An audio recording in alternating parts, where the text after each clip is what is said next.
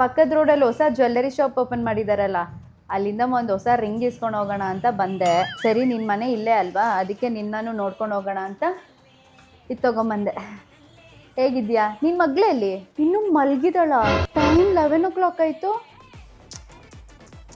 ನನ್ನ ಮಗಳು ಬೆಳಿಗ್ಗೆ 5 ಗಂಟೆಗೆ ಎದ್ಬಿಡ್ತಾಳೆ. ಎದ್ದು ಫ್ರೆಶ್ ಅಪ್ ಆಗಿ ಒಂದು ಸ್ವಲ್ಪ ಯೋಗ ಮಾಡಿ ಅದಾದ್ಮೇಲೆ ಜಿಮ್ಗೆ ಹೋಗಿ ಬಂದು 8 ಗಂಟೆ ಒಳಗಡೆ ನಾಷ್ಟ ಮಾಡ್ಕೊಂಡ್ಬಿಡ್ತಾಳೆ. ಅವಳು ನಾಷ್ಟ ಮಾಡ್ಕೊಂಡ್ಮೇಲೆ ನನಗೆ ಬಂದು ಒಂದು ಸ್ವಲ್ಪ ಮನೆ ಕೆಲಸ ಮಾಡೋಕ್ಕೆ ಹೆಲ್ಪ್ ಮಾಡ್ತಾಳೆ. ಏನು ರೇಷ್ಮಾ, ನಿಮ್ಮ ಮಗ್ಳಿಗೆ ಕೆಲಸ ಸಿಕ್ತಾ? ಕೆಲಸ ಸಿಕ್ಕಿಲ್ವಾ ಇನ್ನೂ? ಅಯ್ಯೋ, ಮೊನ್ನೆ ತಾನೇ ನನ್ನ ಮಗಳಿಗೆ ಇನ್ಕ್ರಿಮೆಂಟ್ ಆಗೈತೆ. ಇವಾಗ 60,000 ದುಡಿತಾ ಇದ್ದಾಳೆ ತಿಂಗಳಿಗೆ.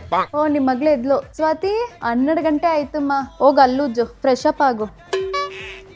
ಏನು ರೇಷ್ಮಾ, ನಿಮ್ಮ ಮಗಳು ಇಷ್ಟು ಗಂಟೆವರೆಗೂ ಮಲಗಿದ್ರೆ ಮನೆಗೆ ದರಿದ್ರ ಸುತ್ಕೊಳತ್ತೆ. ಸ್ವಾತಿ, ನಿಂಗೆ ಇನ್ನೂ ಕೆಲಸ ಸಿಕ್ಕಿಲ್ವಂತೆ?